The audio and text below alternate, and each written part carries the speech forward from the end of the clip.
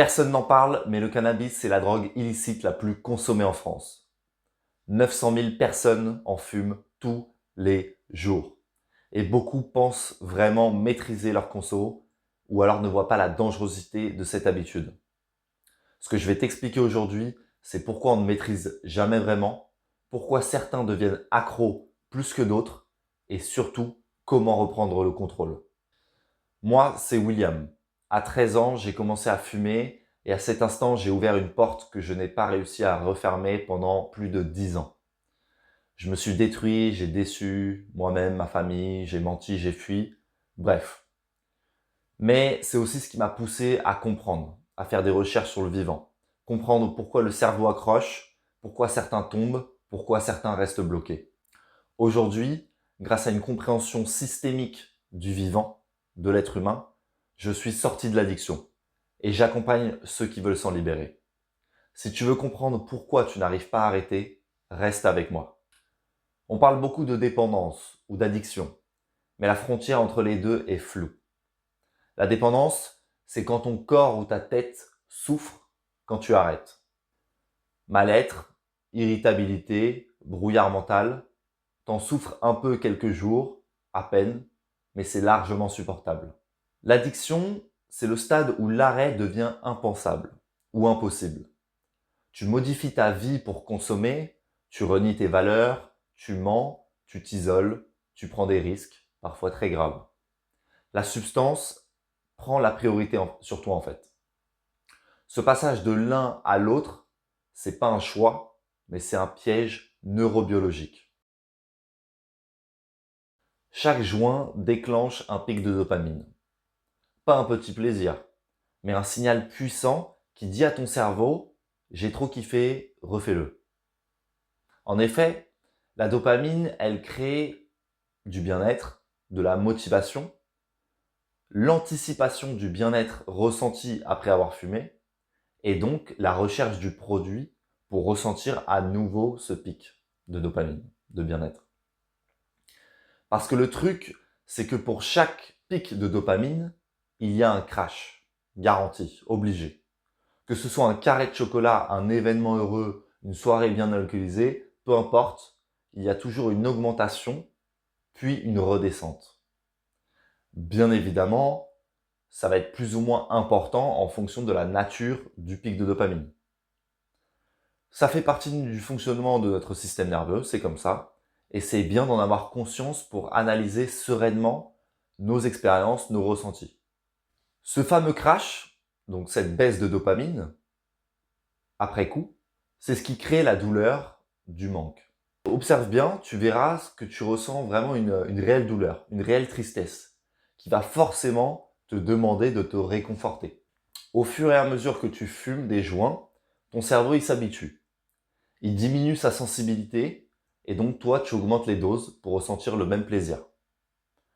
En fait, il va même réclamer sa dose pour fonctionner, pardon. Et il va renforcer les circuits neuronaux associés.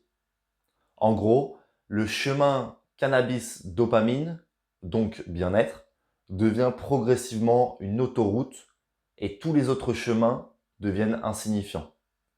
Genre un rayon de soleil, une marche dans la nature, un goûter entre amis qui provoquent elles aussi de la dopamine, ces activités, ça devient insignifiant. Il n'y a plus qu'une route. Au bout d'un moment, tu ne fumes plus pour te sentir bien, mais pour ne plus te sentir mal.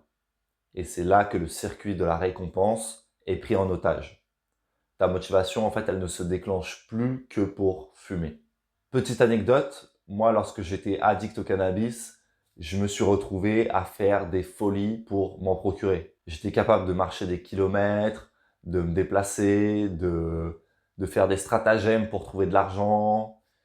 Parfois, je passais des après-midi à élaborer des plans pour trouver de l'argent et pour pouvoir me procurer. Bref, j'avais une motivation exacerbée pour avoir ma dose. Mais du coup, pourquoi certains deviennent accros et d'autres non? Et bien pour ça, il y a plusieurs facteurs. Tout d'abord, les facteurs individuels, que ce soit l'âge, le sexe, la personnalité, le tempérament. Un adolescent introverti en quête de sensations fortes est beaucoup plus vulnérable, par exemple, qu'un homme de 40 ans rangé et posé. Il y a des facteurs génétiques. En effet, certains cerveaux sont naturellement plus sensibles à la recherche d'expérience, d'intensité, de nouveautés. On parle alors de terrain neurobiologique propice. Il y a les facteurs environnementaux. Ça, c'est les plus déterminants. La famille, les amis, le contexte social, les différents stresseurs, les traumas. L'environnement, c'est ce qui t'expose à la substance, mais surtout ce qui définit tes moyens de t'adapter. J'aimerais particulièrement insister là-dessus car c'est ton environnement, peuplé d'éléments stresseurs pour ton organisme, un père absent, un quartier délabré, bétonisé et gangréné par le crime, un système éducatif ennuyant, par exemple. Tous ces éléments vont te demander de t'adapter pour te sentir bien. Et bim, là, à ce moment-là, tu croises la route d'un joint d'herbe qui va t'apporter détente, bien-être, calme intérieur. Et du coup, c'est pas étonnant que tu deviennes accro. Tout comme c'est ton cadre de vie donc qui t'a fait consommer, qui t'a poussé à consommer, mais surtout à kiffer, c'est ton cadre de vie qui va t'offrir ce que la bœuf t'apporte et te faire assez naturellement arrêter. Jusqu'ici, tu veux arrêter de fumer pour changer de vie, mais tu dois changer de vie pour arrêter de fumer. Enfin, le dernier facteur, c'est la nature du produit ou de l'activité. Le crack, par exemple, c'est hautement addictif. Le cannabis, modéré mais insidieux. Le porno, très addictif. Et la lecture, beaucoup moins addictif. Le miel, beaucoup moins addictif.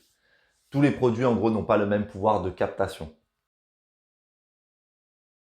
La dopamine, elle nous aide à évaluer la valeur d'un objectif grâce à cette fameuse capacité d'anticipation de la récompense.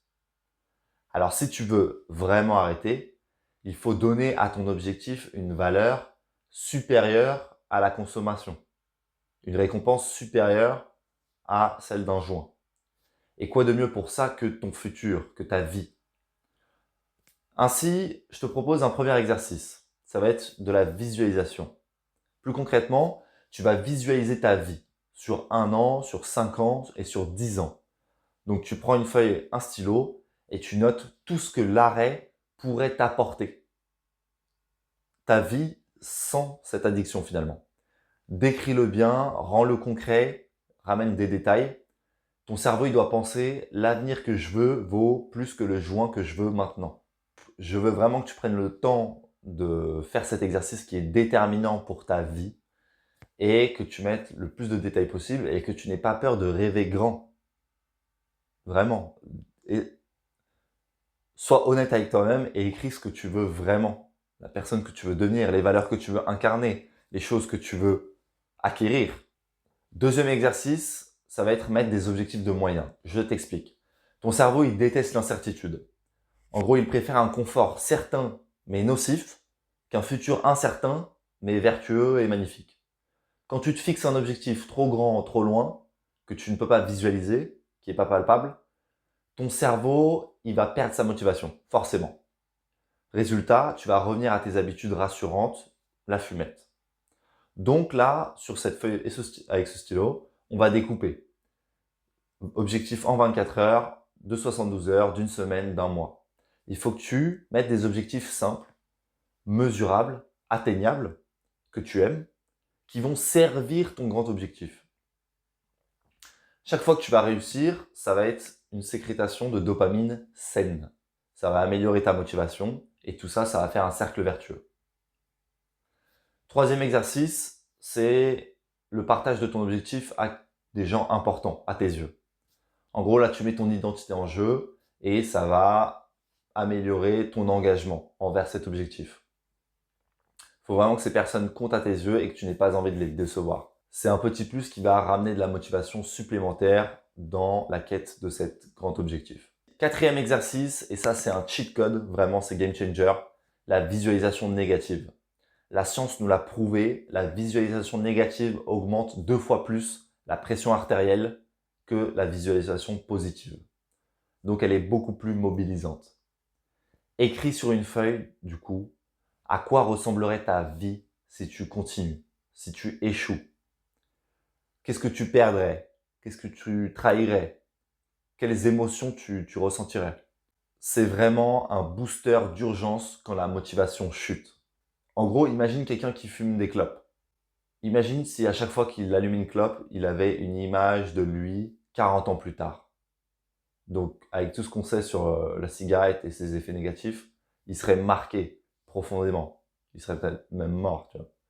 Donc, le fait d'avoir cette image en face de lui, ce serait palpable et il aurait une motivation débordante quant à sa volonté d'arrêter.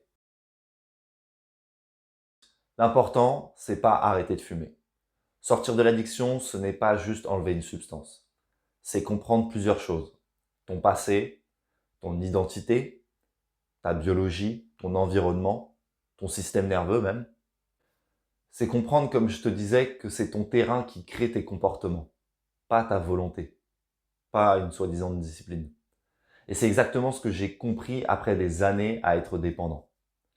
Ce que j'étudie aujourd'hui au Centre de l'Hormèse, donc fondé par Pierre Dufraisse, ça me permet de transmettre une approche qui repose sur la compréhension du vivant, l'amélioration du terrain plutôt que la lutte bête et méchante contre une habitude.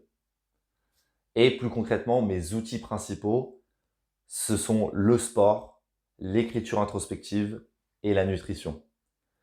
L'écriture, pour être un peu plus précis, j'organise dans mon accompagnement des ateliers d'écriture une fois par semaine et tout le long de mon accompagnement, je te mets à disposition le formulaire que j'ai créé qui te permet, grâce à des questions puissantes, de faire une profonde introspection et de t'aider à clarifier tes pensées et ta volonté. Si tu veux arrêter de fumer en comprenant vraiment ce qui se passe dans ton cerveau et dans ta vie, si tu veux devenir autonome finalement quant à ton bien-être, si tu veux un cadre clair, progressif et personnalisé, tu peux me contacter sur Instagram, Will4You Coaching.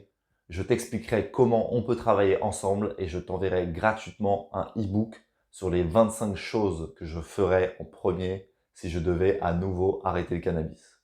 Merci d'avoir regardé cette vidéo. Si ça t'a plu, si ça t'a aidé, tu peux t'abonner et mettre un like et activer la cloche car sur cette chaîne, je vais partager énormément de valeurs, énormément de choses qui peuvent t'aider concrètement.